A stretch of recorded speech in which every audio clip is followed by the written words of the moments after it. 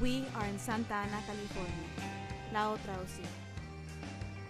Once known as La Ciudad de Oro, the City of Gold not only reflects the remnants of our memories, our histories, our dreams.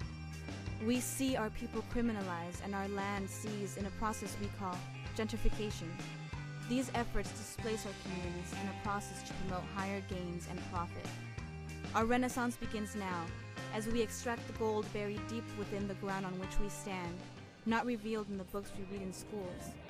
We yearn for these memories, our collective histories alive in the stories that reflect the richness of our cultural past and our present.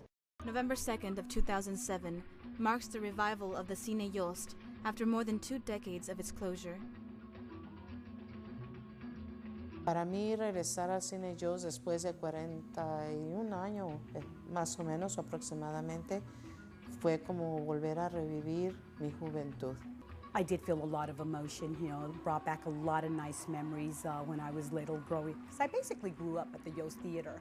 Me sentí como cuando regresé a México, cuando mi casa, cuando regresé a mi pueblo de muchos años, que algo que lo sentiste es algo como si fue algo tuyo, así bien bonito. Para mí fue un recuerdo muy bonito. Volver a pisar el escenario. The Yost Theater, built in 1912, opened its doors in 1913. At its inauguration, the theater was known as the Auditorium, and later that same year renamed the Clunes. Ed Yost purchased the theater in 1919 and changed the name to the Yost Theater. At the time, the Yost represented the vaudeville capital of Orange County and featured stars such as vaudeville actress Eva Tanguay.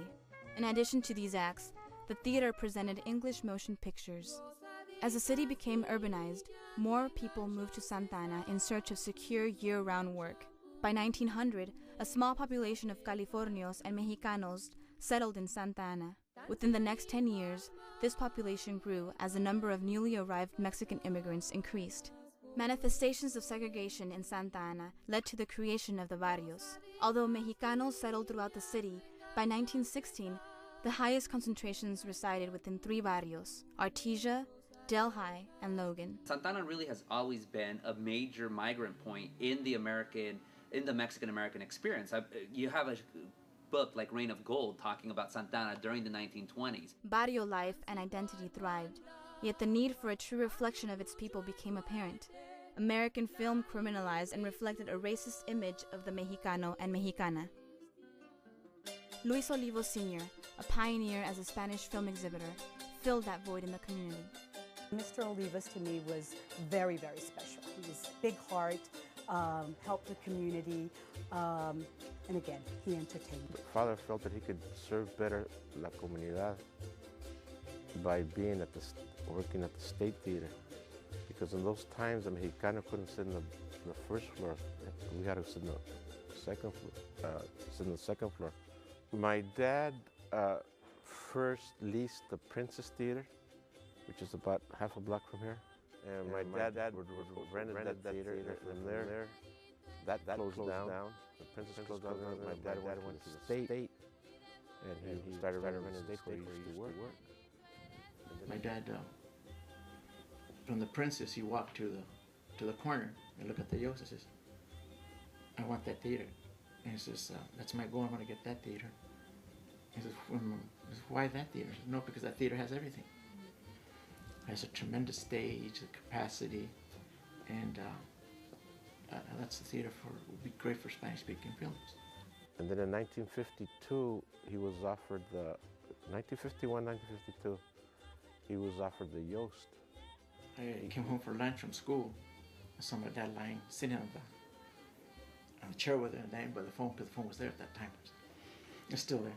Anyway, and then so I came, after school, I came with my dad lying down there on the floor. And I said, "What's wrong with Dad? What's he waiting for?"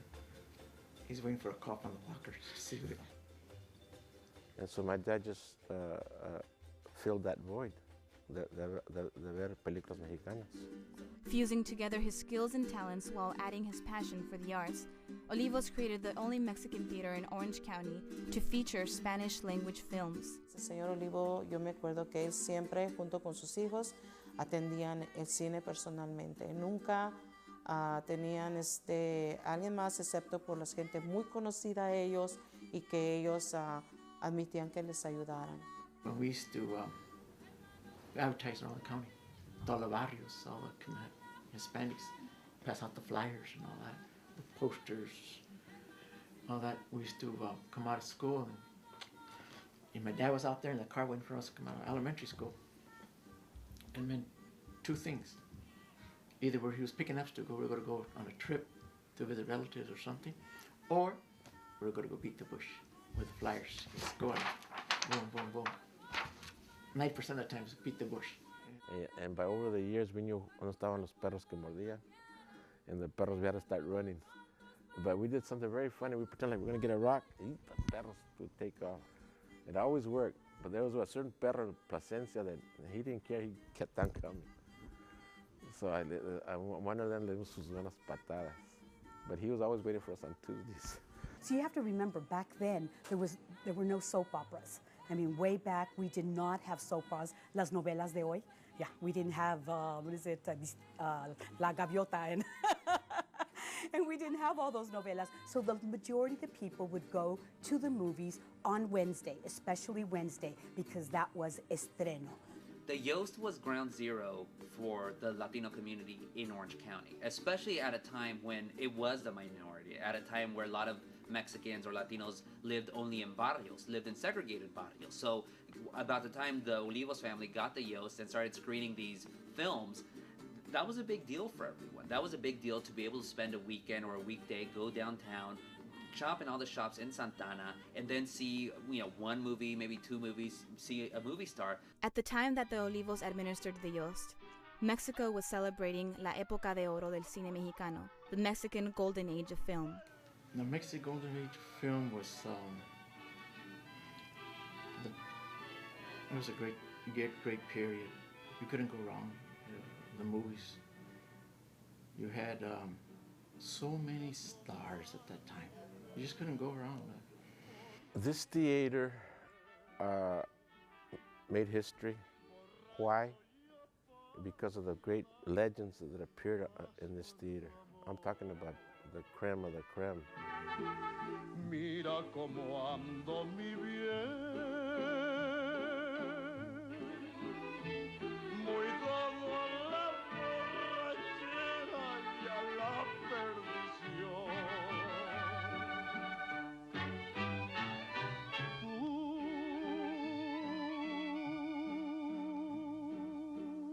But in those days, you couldn't go wrong in any of those days because you had the Pedro Infante, you had the Jorge Negrete, Luis Aguilar, Arturo de Córdoba, Armando Calvo, Ernesto Alonso, María Félix, Lucita Quintana, Tintán, Cantinflas, Flaviazo, Marolín Chelinsky, just an endless amount of movies from these people. The song that you hear on the radio, the song that everybody's singing, the song that you hear at your favorite restaurant in the jukebox, the star was here.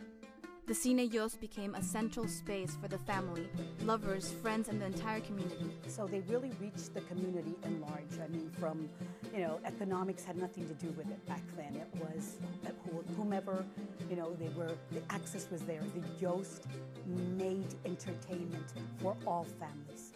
It wasn't, lower class, middle class, it was everyone. Basically, it was here where you could come to. That's serving the whole county. The whole families come from Buena Park and South County, from all over the place. This was a central place.